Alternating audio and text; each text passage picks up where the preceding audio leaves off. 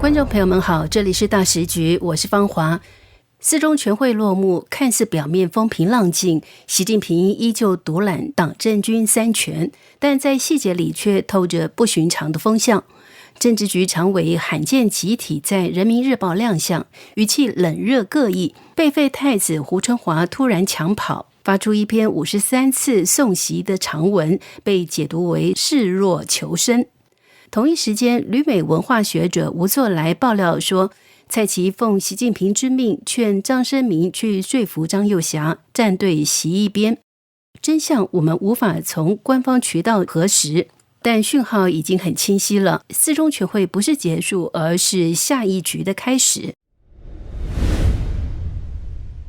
近日，几位中共政治局常委及高官相继在人民日报要闻版发表署名文章，其中政治局常委包括10月30号的中共总理李强、31号的王沪宁、11月3号的蔡奇、4号的丁薛祥，还有5号的外交部长王毅。很明显，这一发表顺序与中共党内的资历与排名基本一致。这次官媒转载时，大多在标题上直接标注某某在人日发表署名文章。那么这一做法在过去10年间极为罕见。以19届五中全会为例，当时李克强与何立峰也在人民日报发表解读文章，但报道中并未突出署名与身份信息。彼时习一尊的权威笼罩全局，其他常委几乎失去个人声量。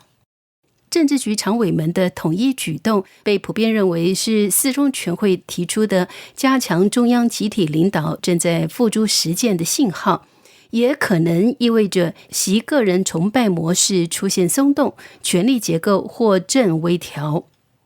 更引人注目的是胡春华的抢先登场。10月29号，也就是李强发文前一天，政协官网刊登了胡春华的署名文章。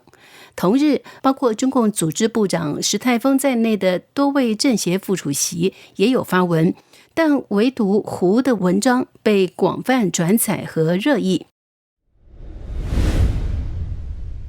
从多篇高官文章中不难发现，对习近平的提及频率明显存在差异。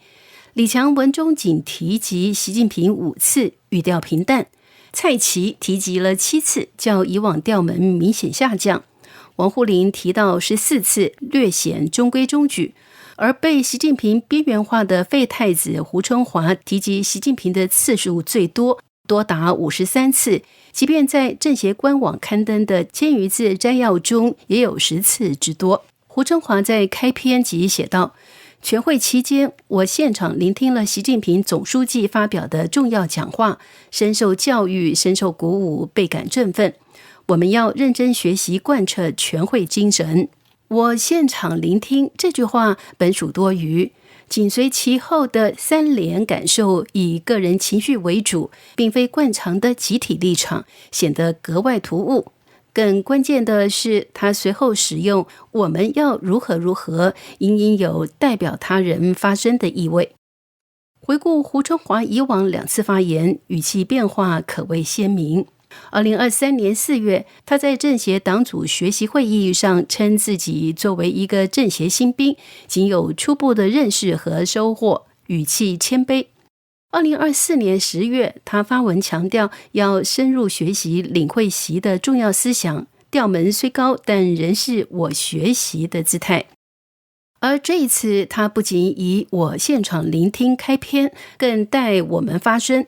口吻明显上扬。这种从新兵到代表者的转变，似乎暗示着其政治位置的微妙变化。同日发文的几位政协副主席石泰峰、沈月月、王勇等人的文章均保持传统官样结构，以深刻领会贯彻落实为主线，重点阐述政协在国家治理体系中的职能作用。而唯独胡春华在长篇论述中仅在末尾100余字涉及政协职责，其余部分皆从全局视角评述“15+5”规划与中共发展方向。胡春华不像是一个政协副主席的本职发言，而更像是一篇由党内核心圈成员从国家战略层面撰写的政策纲领性评论。有观点认为，胡春华正通过文字向外界释放信号，他已不再只是一个被边缘化的政协副主席，而是在新的政治布局中重新占据一席之地。在中共的政治语言中，真正的信息往往藏在语气与次序里。胡春华文章中的非典型口吻，也许正是中南海权力版图再度变动的无声注脚。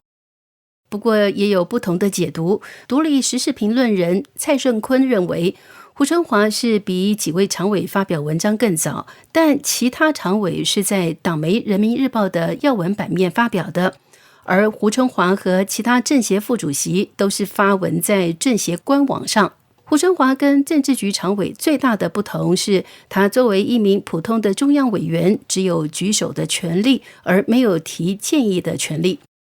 蔡胜坤表示，胡春华在文章中53次提到习近平，这么高频率，相信他是自己在这样一个特殊的时期，尤其是针对他的各种传闻越来越多的情况下，他必须表明自己的姿态，他没有任何想重返政坛的打算。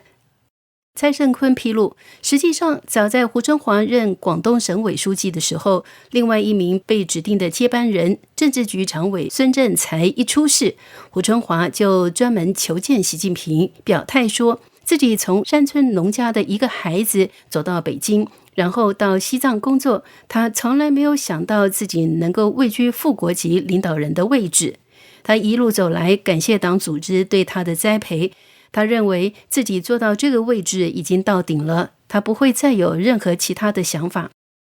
有人说胡春华早早就已经向习近平下跪了，当然了，习近平也知道他没有挑战他的勇气，更没有这样的能力，他不敢，因为他背后毕竟只是前中共党魁胡锦涛。而中共20大会议上，习近平敢把胡锦涛压下主席台，他还在乎胡春华吗？所以说，现在胡春华时常露面是受习近平调遣的。原本胡春华是胡锦涛隔代指定的接班人，也就是习近平下台以后由胡春华接班。但中共20大时，习近平指定的政府班底全部是习家军，团派汪洋和李克强未到年龄就提前退休，而时任副总理的胡春华未能如期进入政治局常委，甚至被从中共政治局委员中踢出局，转任政协副主席，做了一名普通的中央委员。蔡胜坤对此解读则更直接，胡春华是在保命，是在四中全会后政治气压过低时主动示弱，是在对外界关于他要上位的传言做防火墙。为什么是保命？因为胡春华的政治生涯似乎比较干净，没有贪腐记录，共青团出身，性格软，没什么政治肌肉。他既不是习的亲信，也不是习的死敌，他最怕的是被误会成可能是替代者。只要有这个标签，他就危险。而近期海外不少分析言之凿凿，胡春华要回来了，在新布局中站位，这些声音对他反而不利，是风险，他必须洗掉。怎么洗？不是发誓，而是吹到极限。53次提到习近平，就是别想太多，我没有威胁。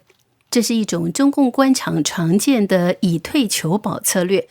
吹越多，意图越少，吹越高，姿态越低。旅美文化学者吴作来曾提到，北戴河会议习近平与张又侠及中共元老之间达成的4条共识：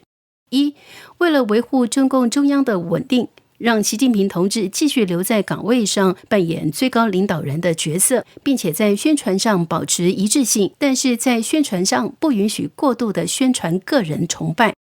2，习主席不得继续连任。3，党政军相对分权，党权归在一起，政府主要归李强负责，军队主要由张又侠负责。4，中央决策议事协调机构负责四中全会相关的协调工作，并开始11大的准备工作，也就是元老们有很大的话语权。那么这些中共政治局常委在党媒接连发表署名文章，是否是在执行北戴河会议的这4条共识？不论是常委署名文章上党媒，还是胡春华的极限吹捧，他们共同勾勒出四中全会后的北京权力图。明面上强调集体领导，淡化个人崇拜，暗里却是各方重新摸底，重新站队，重新算政治生存的成本。真正的博弈不在全会会场，但能从语气、次序、沉默与谁先表态的缝隙里窥出些许端倪。接下来，党政军的权力线会收紧还是拉开，这才是整个局势的核心看点。这里是大时局，感谢您的陪伴与思考，请订阅、分享并打开小铃铛，一起在动荡中坚守真相，在黑暗中点燃希望。